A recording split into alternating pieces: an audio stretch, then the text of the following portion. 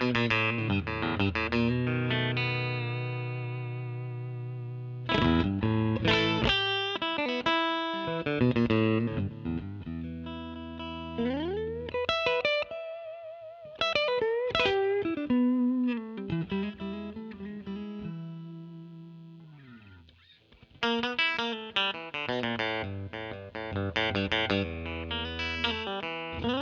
about 3.5 years ago, one of our great dealers, GC, decides to make a visit to the custom shop like so many of our good dealers do. It's always a lot of fun because we're all friends, and after all, it is the inner sanctum.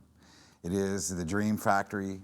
We have builders in there making stuff, and people winding pickups, and guys painting bodies and sanding and putting in frets, and it's all in a small kind of confined space. And Joey and Shannon came out, and before we actually visited in the shop, we went out to lunch. Some fabulous Mexican food at Miguel's there, very popular place. And we're talking about guitars, talking about the shop, talking about our favorite bands and stuff. And one of our guys, just sort of out of the blue, said, "Hey, you guys ought to do a special run. You know, it's what we call a dealer select run, something that's unique just to you guys." I'd heard of it, but I didn't know how it worked. So I said, "How does it run?" And they said, "Well, we've had guys who have done special runs with a fingerboard radius. We've had guys who did humbuckers in the bridge, Floyd Roses. Some guys, it's just about finishes." And they said, "We're the custom shop. What do you want? What can you dream? Have you ever done anything with electronics?" And they said, "No, we don't think we have." What if we did something with electronics? What if the guitar looked like a stock early 60s Fender Strat, but it was hiding an amazing variety of tone under the hood?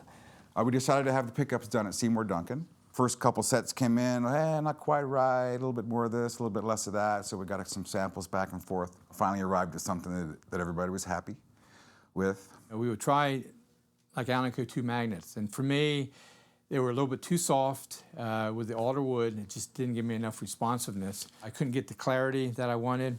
Using the Alnico 5s and how we did the calibration of the magnets and the winding is so important on it. It gave me just a very unique tone, but just a nice tone that I was very happy with. And then trying to combine the two with the humbucker, that presents its own little problems here and there, because you don't want something that's too bright or too dark. Then when you go to the humbucker, it's a little bit too dark or too bright. So we wanted something that would all bounce together, and that's how we wanted to do it. And using a preamp just gave it that extra little icing on the cake. I was a kid when the first wide ranges came onto the market on Tele Customs, and I said, "Look at that. It's got 3 pole pieces on one side and 3 pole pieces on the other. That's cool. What's under there?" And I didn't know, because I'd never seen the cover come off of a wide range. In my mind, I imagined that since it was designed by Seth Lover, who designed the original humbucker for Gibson in the mid-50s, I expected that the wide range looked pretty much like a 57 humbucker when you take the cover off, a Zebra, for instance, but with just 3 pole pieces on each of the coils. And it wasn't that long ago that I actually saw what a wide range pickup looked like under the hood. And by then I'd figured out that that's not what wide ranges look like underneath. But to me, it was intriguing to think that you could do a wide range style pickup but make it look like a Gibson humbucker. It's all about the electronics. Our guitar is going to be all about electronics. We also need to be able to switch it to single coil, because a lot of guys like single coil too, and they want to be able to switch back and forth, go from that classic single coil sound, and the single coil sound's got to be great. It's got to be real classic and clear. And then the other pickups, of course, ought to be single coil, so it'd be a hum single single. And maybe the pickup should be a little warmer sounding than normal, maybe a little hotter, but not too much hotter, more round kind of tone. We're going, yeah, got it. The advantages to having a split hum pickup, especially in a bridge position, you get the fatness of a humbucker. You also get like the shimmer of a single coil. And you can basically play anything from surf to blues to metal. And it'll give you all those different flavors and tones with the flip of a switch. Just by clicking it off, you get one coil, and the one coil, it comes pretty close to what a Strat would sound like in the rear position. Flip it on, and you have more beef and more of a fat tone. We ought to have a way to really like take it over the top, you know, with the gain, you know. So what about like that boost thing that you guys do? I said, yeah, we could do that, but I don't want it to be over the top. So well, we could do a 12 dB one. But then it comes to us that it might be fun if the player could control the amount of boost in real time, not where he has to go back here and dig it out, take off a flap, and, you know, put a little screwdriver in there and modify it and say, okay, I like that. It's where he can, in real time, he can decide how much boost he wants when he presses the button. So we decided that tone control 2 would be the boost level control. Tone control 1 is a master tone control. Push on tone control 1 is splitter for the humbucker. And then there's an S-1 switch that engages the boost. So there's all these special tone controls. And of course, rolling off a volume control when the boost is on gives you an entire new set of sounds than rolling off a volume control with no boost on. It's just a myriad of flavors to choose from in real time on stage. Now the S1 switch is what kicks in the boost. So you're playing along here. All of a sudden you're in overdrive.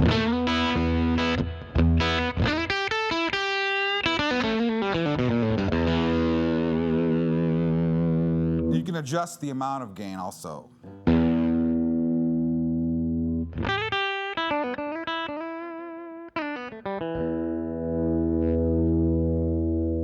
And it works in all pickup combinations.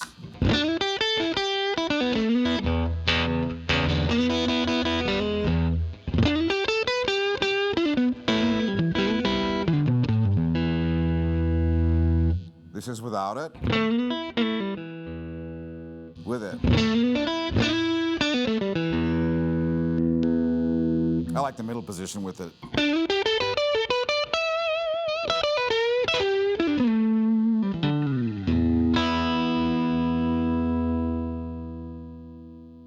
So on the humbucker, Joey was very interested in the fact that it's got to sound good when it's split to single coil, because that's a classic part of a Fender sound, and that was key to him. So we got it.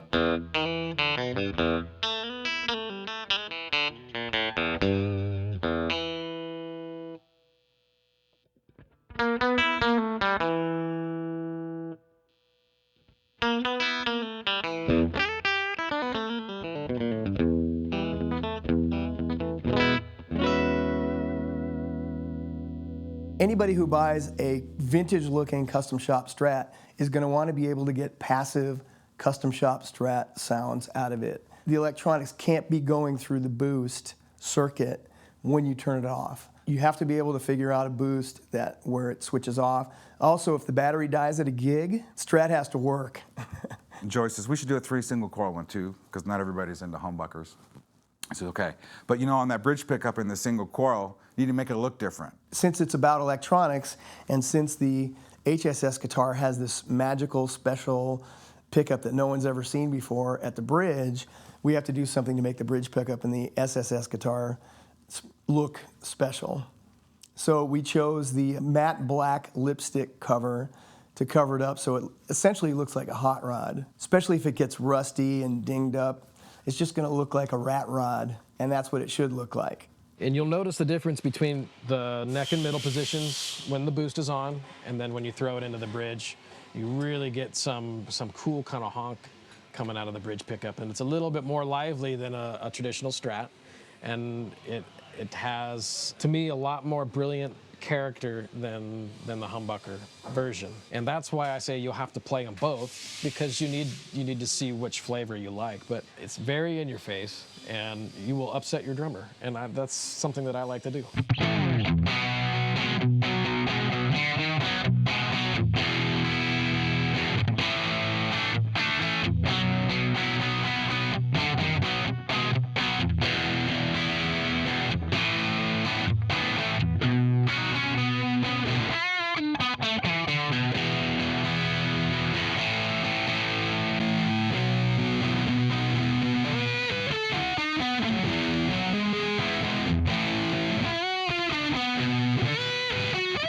While we're talking about what should go into the electronics, we say, well, what's the rest of the guitar look like? We decided to do like a 60s type Strat, with an alder body, of course, maple neck quartersawn. And quartersawn is really cool because you can see the grain.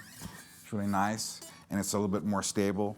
It's got a good tone, a 9.5-inch radius, so it's not too round, and bigger frets for bending and so on and so forth. Quartersawn means that the grain lines are running up and down. On a slab, they would be running this way. Vintage guitars were made with slab maple because it's cheaper. It's easier to get. It's more plentiful. As guitars got older, they noticed that the necks might move a little bit.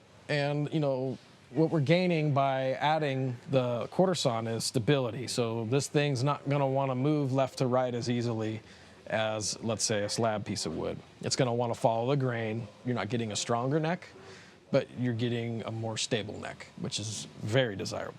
It does cost more money. You can get less material out of a piece of wood, but knowing the difference, who wouldn't want the rift or the quartersawn? You got some beautiful finishes on top of another beautiful finish. This particular one is like blue over sunburst, and it looks really, really cool. And of course, it's like a heavy relic type finish.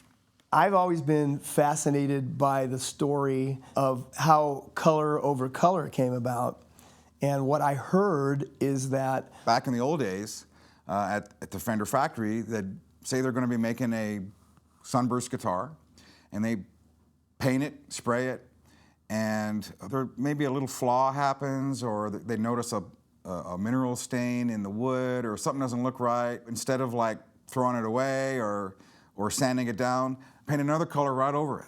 Cars of the day is essentially where Fender got their custom colors from, was from the paint sheets of the time. Burgundy mist, Daphne blue. So if a dealer called up and said, hey, I saw this in the catalog, I have a customer who wants to buy a Daphne blue, they would just grab a sunburst body and spray Daphne blue on it, finish the guitar, and send it to the dealer.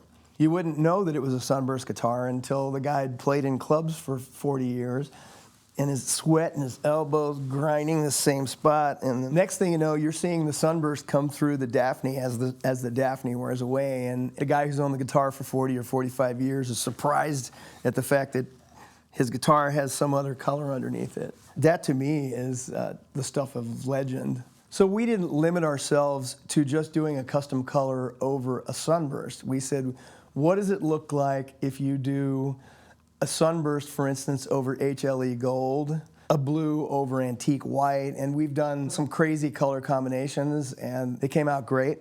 This one, for instance, is a 3-color sunburst over HLE gold, and you can see that the elbow rubbed away the sunburst, you can see the gold, and then you can see the undercoat.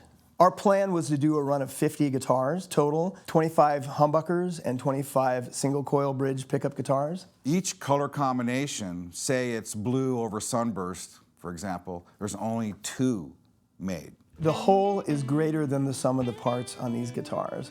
Yes, it's sweet. Yes, there's sparkle. Yes, there's all the stuff you expect from a Strat, but it's got just a throaty tone. It's super vocal. When you solo on it, it comes out of itself and turns into a wild beast. It's a lot of guitar, and it just feels unbelievably natural and great to play. Everything about the guitar is in tune with itself. Everything makes everything else great on it.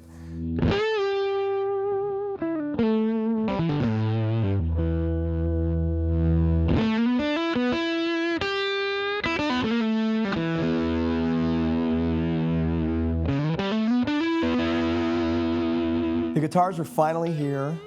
You've got to check them out. Go to a Guitar Center Platinum store or go to guitarcenter.com, press the Platinum button, and you can see the guitars, but do it quick because there's only a couple of each finish and there's only 50 of them in the world.